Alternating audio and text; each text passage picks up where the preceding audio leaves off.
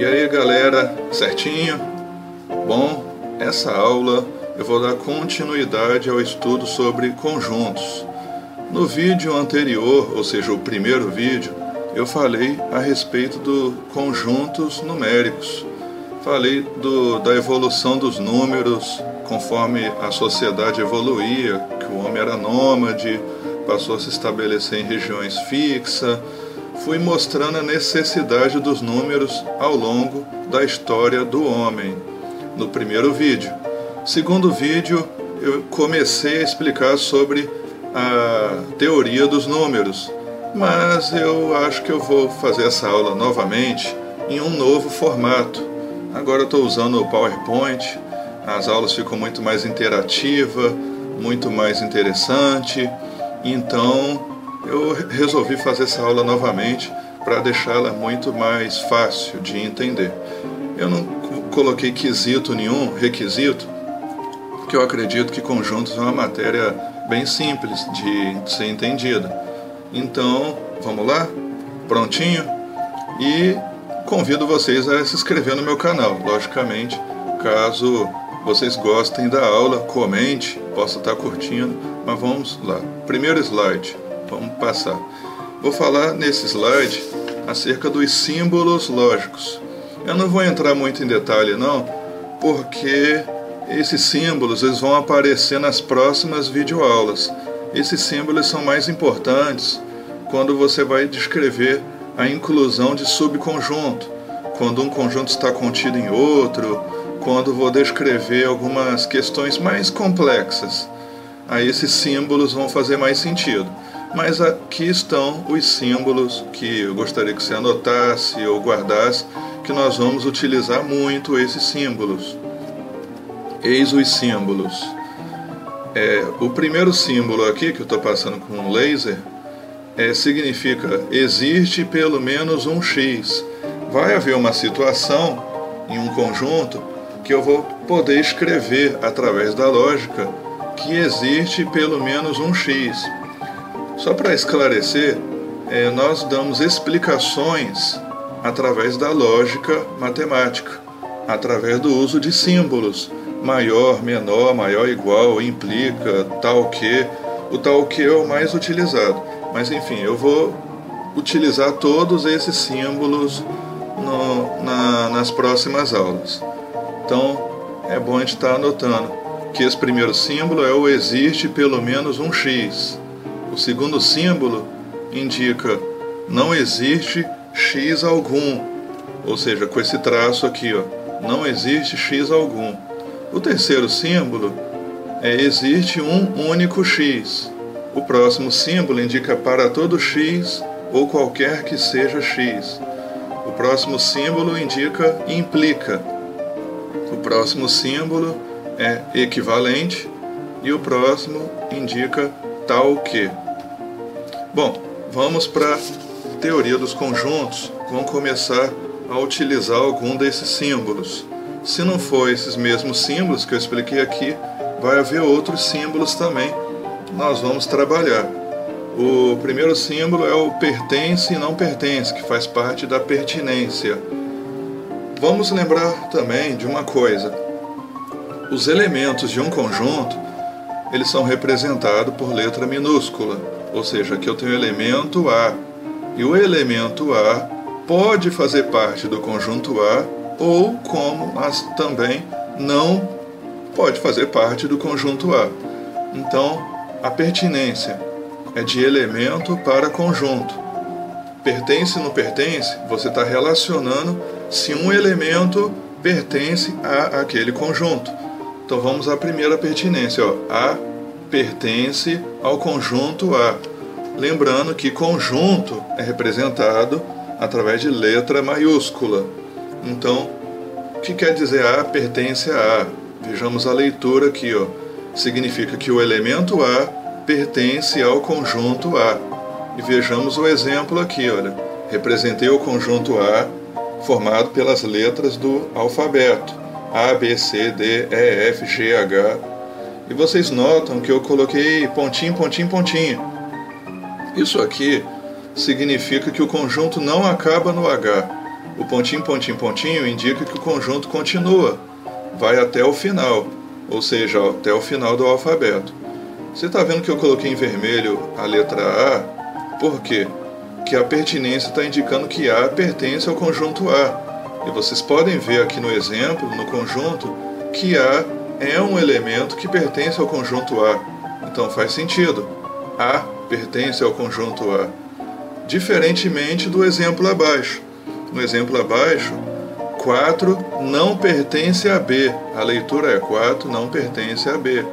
E podemos notar que o conjunto é formado por números ímpares, positivos e maiores que 0. Ou seja, aqui 1, 3, 5, 7, 9, 11, são todos ímpares e positivos. Não tem número negativo aqui no meio. E o 4 é um número par, então ele não entra nesse conjunto. Então 4 não pertence a B. Vamos agora explicar como que eu posso representar um conjunto. Eu tenho 3 maneiras de representar um conjunto. Por extenso, como está aqui, abreviadamente e através do diagrama de Venn, que eu vou explicar no próximo slide. Por extenso, para você entender o que é por extenso, quando você vai no cartório, em algum lugar, e eles falam, preencha aqui o seu nome por extenso. Eles estão querendo dizer que você deve preencher o seu nome por completo, sem abreviar. Escreva por extenso, escreva seu nome todo. Agora, quando eles falam, faz uma rúbrica para mim, é porque eles querem algo abreviado. Ou seja, eu vou escrever só a inicial do meu nome, uma assinatura, né? Um risco lá, que vai indicar que, assim, sabem que sou eu, porque aquela ali é a minha marca. Então vamos explicar. Por extenso, é você representar o conjunto inteiro, todos os elementos que pertencem àquele conjunto. Ou seja, por extenso, nem sempre é uma forma eficaz para representar um conjunto. Por quê?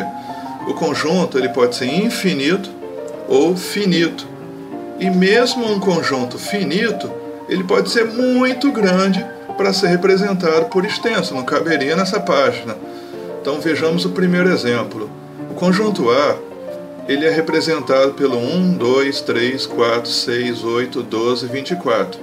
Para você que talvez não percebeu, mas está explicando embaixo, na forma abreviada, esses números são divisores positivos de 24.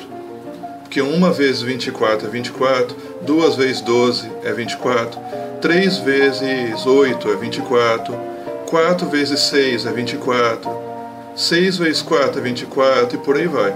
Todos esses números, eles são divisores positivos de 24. Então, por extenso, eu estou representando elemento por elemento, sem esquecer de ninguém, tem que colocar todos. Já embaixo, eu representei esse mesmo conjunto de forma abreviada, ou seja, sem precisar escrever todos os elementos. A forma abreviada é tipo uma receita que vai dar a dica para a pessoa escrever esse conjunto. Ou seja, quem são os elementos do conjunto A? Podemos ler aqui, X, tal, que X, o tal que, aqui, que eu falei que iríamos utilizar, olha, tá aqui. O tal que. O tal que é como se fosse uma condição. Vamos entender uma coisa. X representa uma incógnita, um valor desconhecido.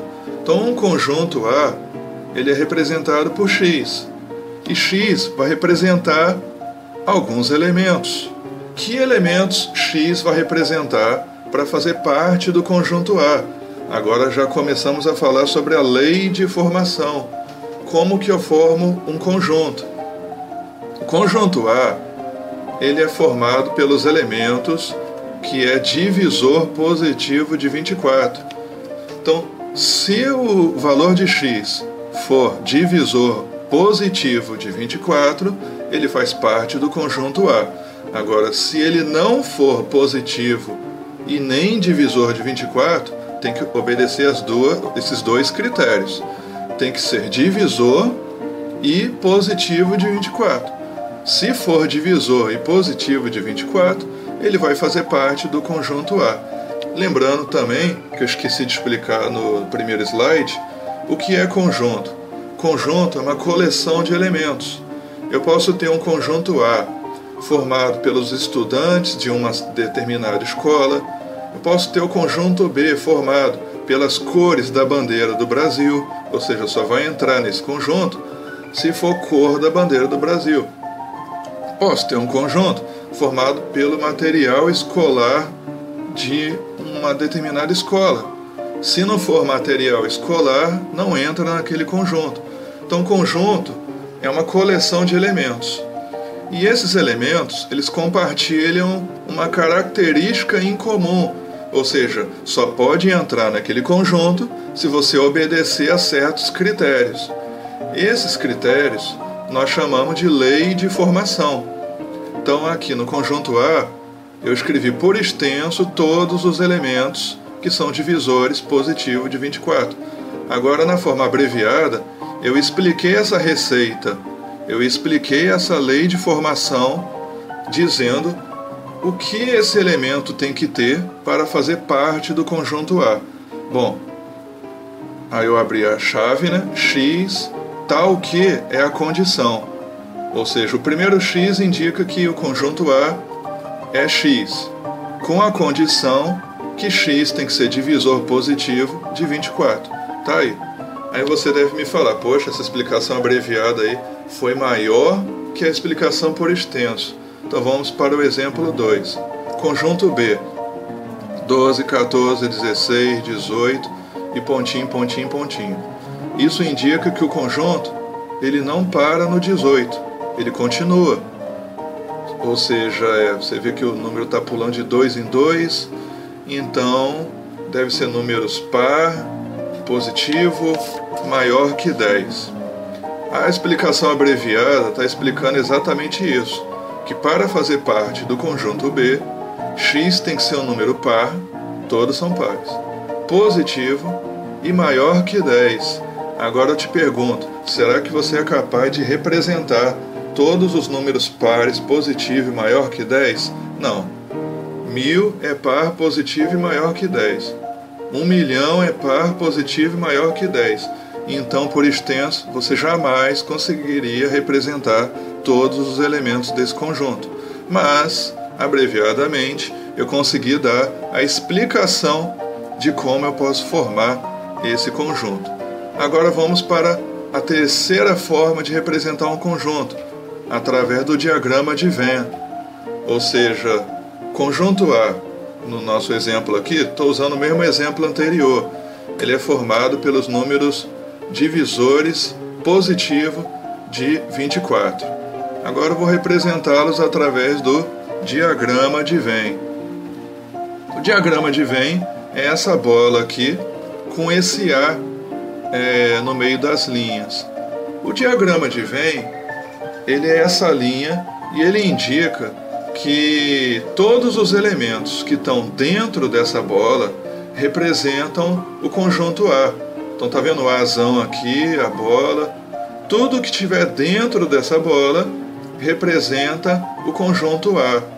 E ele aqui está dando um exemplo do que é o diagrama de Venn.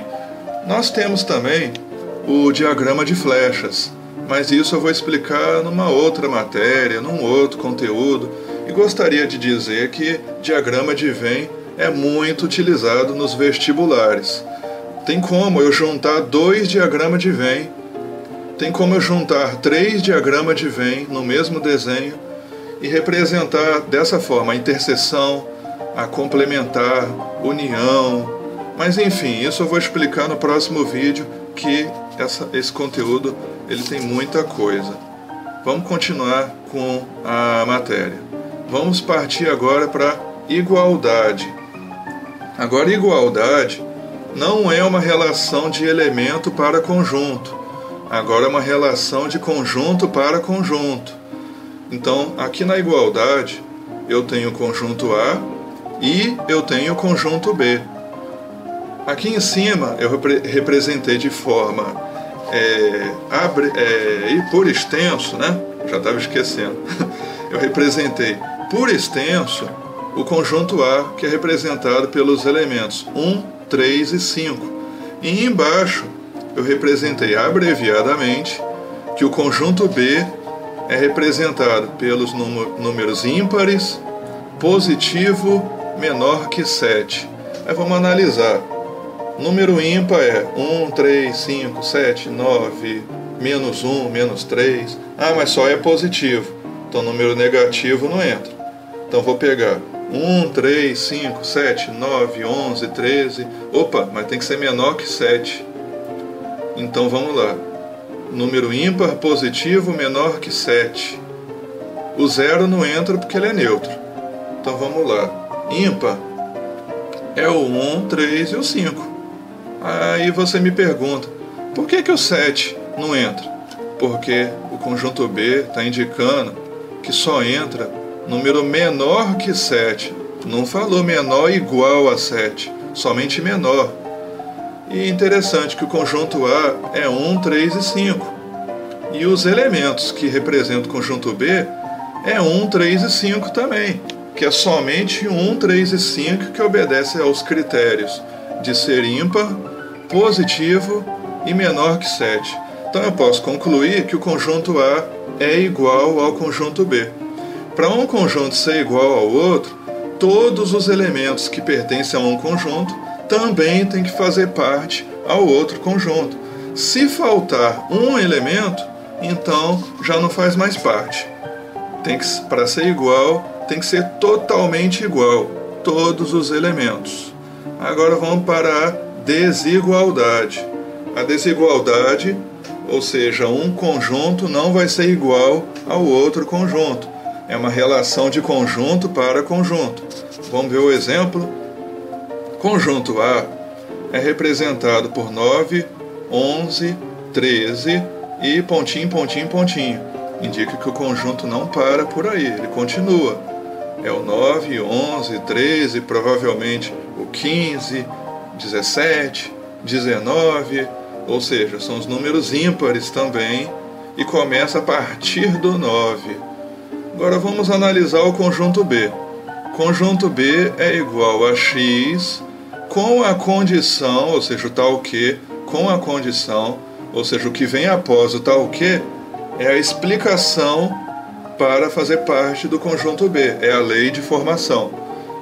Qual a condição? Tem que ser ímpar, positivo, maior ou igual a 7. Agora vamos analisar o conjunto A. 9, 11 e 13 são ímpar. E continua, não acaba não. É 15, 17, 19. 9, 11 e 13 é positivo também. Mas não é maior ou igual a 7.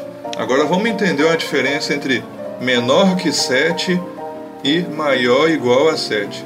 Quando eu falo menor que 7, eu vou dar um exemplo.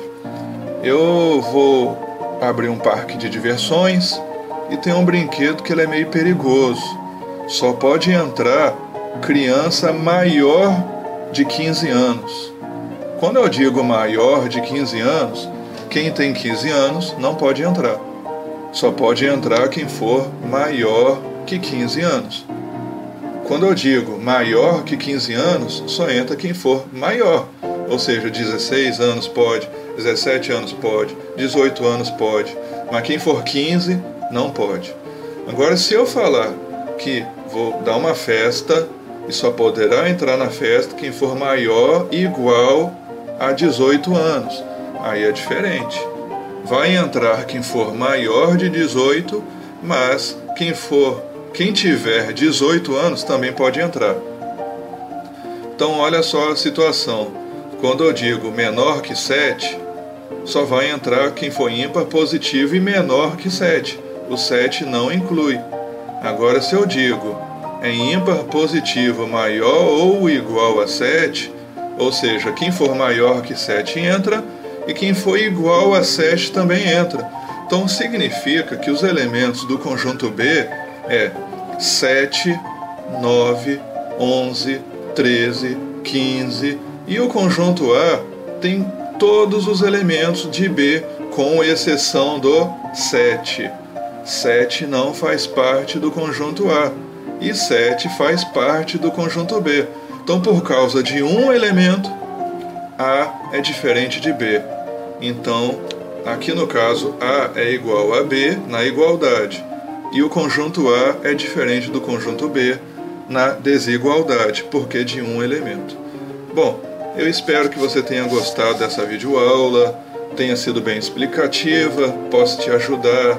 E acompanhe que não acaba aí, conjuntos tem muito mais a ser discutido. Aqui está a minha página, né, do meu canal no YouTube, estou quase chegando a 100 inscritos até o momento da gravação desse vídeo. Eu estava com 92 inscritos, espero que você se inscreva lá e me ajude, né?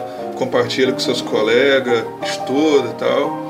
E se inscreva lá, curta, comenta. Por favor, comenta, porque é através dos comentários que eu vou saber se os vídeos estão ficando bons ou não. Através dos comentários que eu vou melhorar os próximos. Através dos comentários eu soluciono dúvidas, enfim. Comenta lá o que você está achando das videoaulas, tá?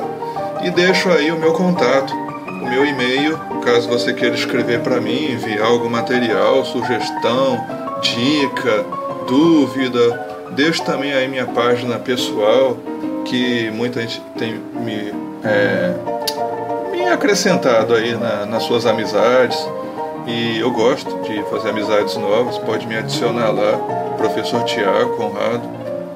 Deixo também a minha fanpage, a minha página onde eu publico lá, toda vez que eu tenho vídeo novo, eu coloco o link lá na minha fanpage.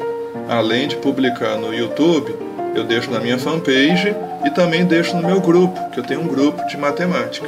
Espero que essa videoaula tenha sido útil para você e até mais no canal das videoaulas de matemática.